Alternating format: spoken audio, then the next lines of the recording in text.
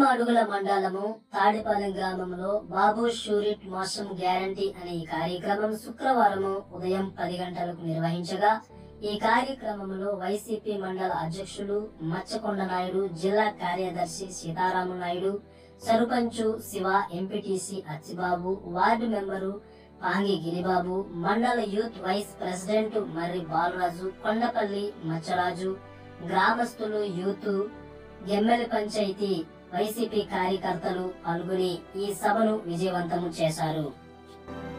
కూటమి ప్రభుత్వం ముఖ్యమంత్రి గారు నారా చంద్రబాబు నాయుడు గారు చేసే పని ప్రతి ఒక్కరికి తెలుసు. మేము విజయవాడ వెళ్తే చాలా మందిని అడిగాం, ఏమమ్మా మరి ఇప్పుడు ఎలాగుందమ్మా పథకాలంటే, బాబు పాలిచ్చే ఆవుని ఒగ్గేసుకొని ఎగురుతాన్ని దున్నపోతుని మనం గెలిపించుకున్నాం బాబు.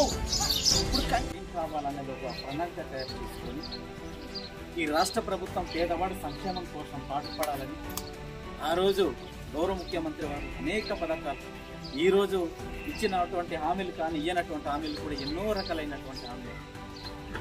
ఈరోజు రాష్ట్రంలోని మనం ఒక పథకం అమలు చేయాలంటే ఇక్కడ ముందుగా డేటా చేయాలంటే ఆ రోజు ఇదంతా సులువుతరమైనటువంటి పని కాదనే ఒక ఉద్దేశంతో గౌరవ ముఖ్యమంత్రి ఈ వాలంటీర్ వ్యవస్థ ఏర్పాటు చేస్తేనే తప్ప మన పూర్తి డేటా అనేది సాకారం రాదు.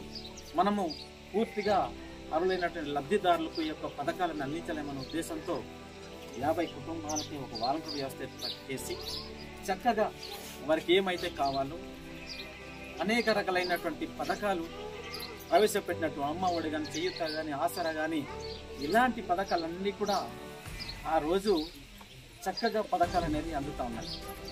మరి కూటమి ప్రభుత్వం వచ్చిన తర్వాత ఈ యొక్క వాలంటీర్ వ్యవస్థని 5,000 నుంచి 10,000 ఇస్తామని చెప్పి ఈరోజు ఆ పథకాన్ని కూడా రద్దు చేశారు. అలాగే ఈ MDU వాహనాలు, మనం ఏజెన్సీ మనకి అనేక కొండ కోణల నుంచి మనం వస్తుంటాం. మనం ఒక డిపోకి వెళ్ళాలంటే ఒక 5-6 కిలోమీటర్లు నడిచి వెళ్ళాలి. అలాంటి తరుణంలో ఈరోజు ఆ యొక్క పథకాన్ని కూడా మన ఇంటికి రాకుండా బళ్ళని ఆపేసి పేదరికం అనేది ఇంకా పెరిగిపోతాం. కాబట్టి మనమందరూ కూడా ఆలోచించవలసిన అవసరం ఉంది. పెద్దలందరూ కూడా మీకు చెప్పారు, మళ్ళీ నేను దానికి రిపీట్ చేయాల్సిన అవసరం లేదు. గత ప్రభుత్వం ఎలా పరిపాలించింది, ఈ ప్రభుత్వం ఎలా పరిపాలించి అని మీరంతా కూడా చక్కగా పెద్దలందరూ వివరించారు.